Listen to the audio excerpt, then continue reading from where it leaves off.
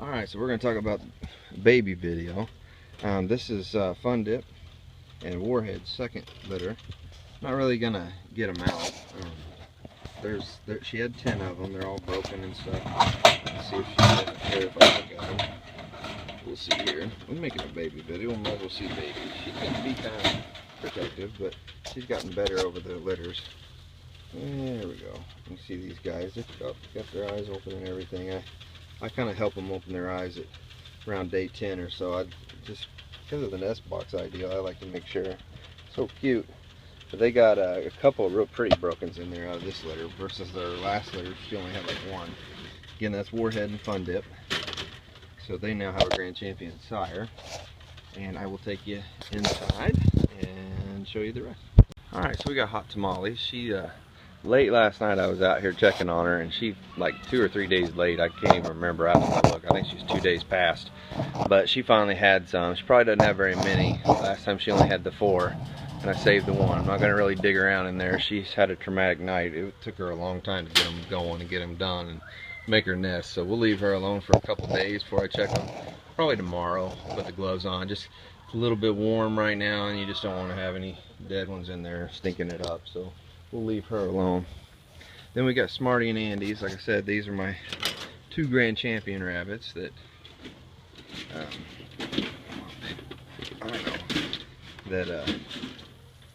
I bred together and had their first litter.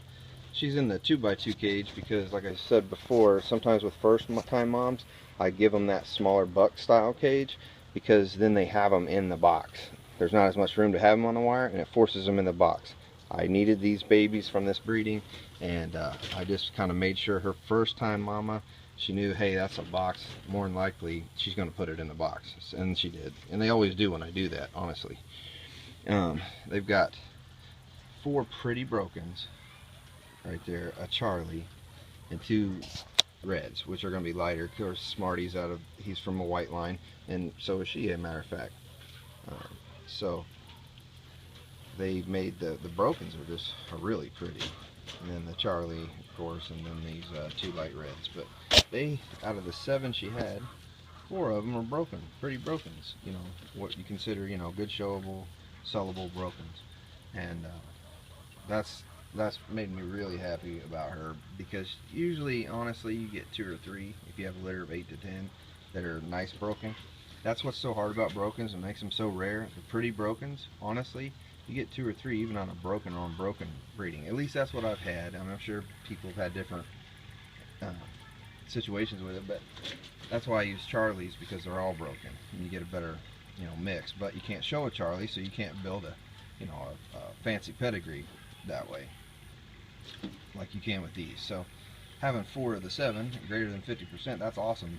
Much better than 25 to 33% or whatever that I was doing, because you breed broken on broken, and you're going to get some solid, you're going to get some heavy broken, you're going to get some brokens, you're going to get some Charlies. So then the brokens, the 2 or 3 maybe if you're lucky brokens, they have to be the sex you need or want or someone needs, and then they have to be, you know, of quality, any kind of quality. So, and I'm also seeing, instead of just having a couple in each litter of high quality, I'm starting to get where maybe a couple are weaker and the rest are really nice. So in a few years, and you're building it up and you're keeping the right rabbits, it'll do that for you. But anyway, so that's just a little bit of tidbit info on brokens and how hard they are and why you can't really find them, and why it's, you know, they are expensive or whatever, and they're tough to get, and it takes time if you get on someone's waiting list to even get some good quality brokens.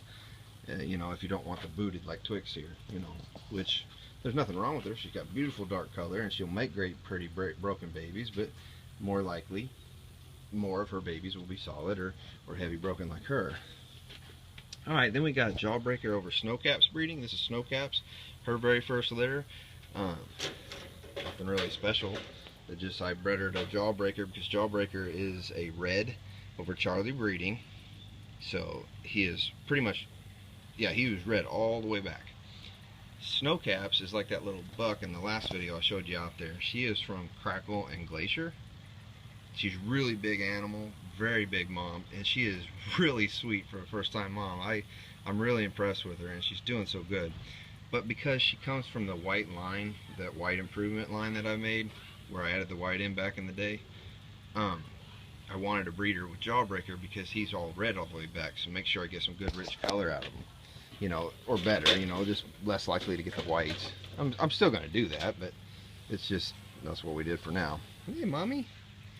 And so let's see if I can uncover them. They are all over the place in here. I just redid their nest boxes since they opened their eyes, or getting ready to open their eyes.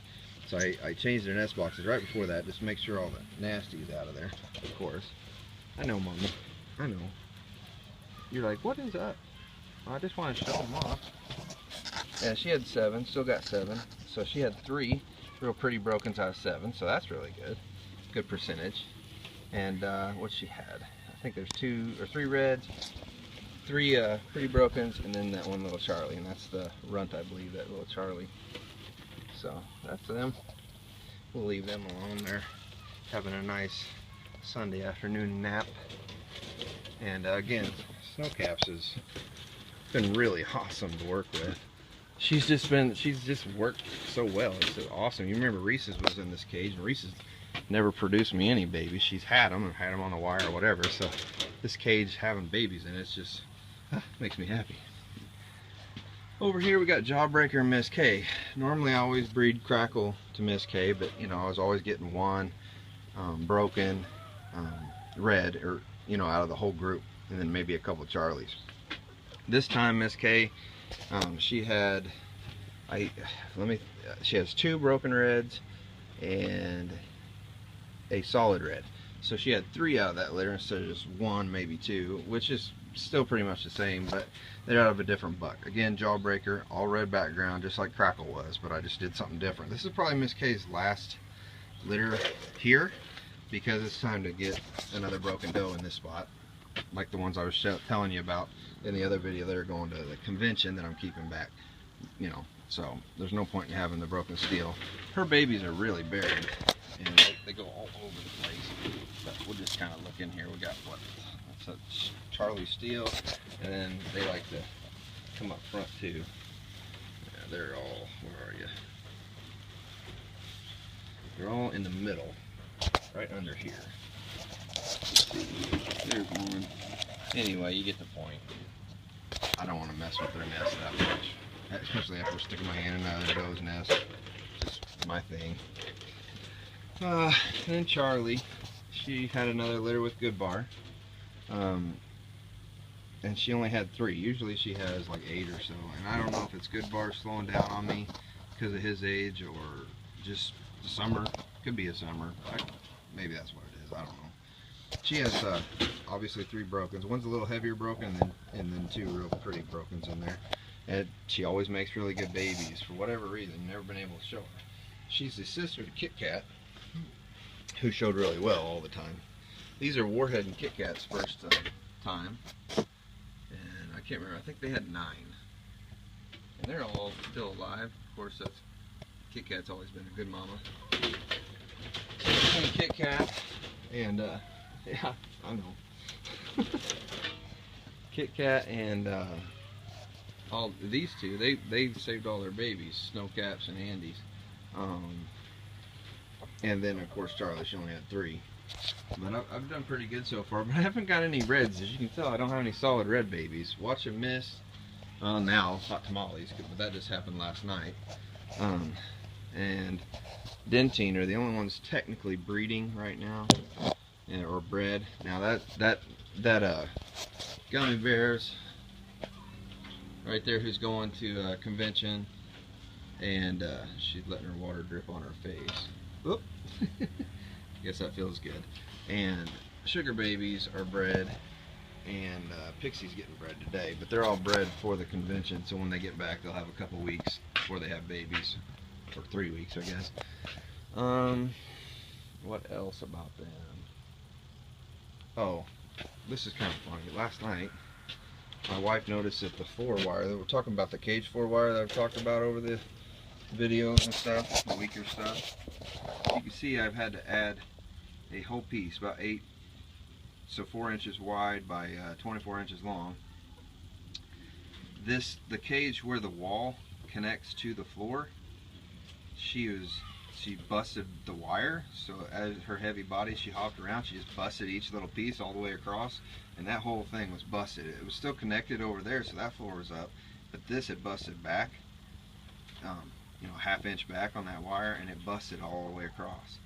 So I took that piece, stuck it under there, and rung it up to the bottom and into the wall to hold her floor back up. So keep saving money by keep patching the floors, of course, but that's just kind of interesting. It just, good thing it happened now, not whenever we go to convention, but that was just something you got to do with rabbits. You're constantly out here, you're constantly doing something when you get them, when you get going. But that's what makes it fun, just like the legs and the grand champions and the competition side of it. For me, it just keeps me going. I live for it now. So it's in the camaraderie with people you meet and at the shows, and it's a lot of fun. I don't even know how to explain it, and you get addicted. So that's the best word. It's addicting. So if you don't want to get into that, and you know, it costs money to travel. It costs money to entry fees. You know, but the competition side of it is just, it fulfills a need for me, and I enjoy it.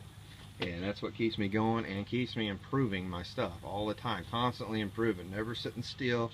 You notice my older does, they move on, or you know, whatever. They don't get to stick around here a long time. You know, if their daughters do better than them, then you know, they're probably here. I don't sit around and waste a lot of time. I constantly trying to improve as long as I got the ability to do that. Of course, I'm also still fairly new in my start out, so you know, the good mamas are going to be good mamas, and they're going to stay, because at some point. But anyway, that's a baby video. I'll show you that update.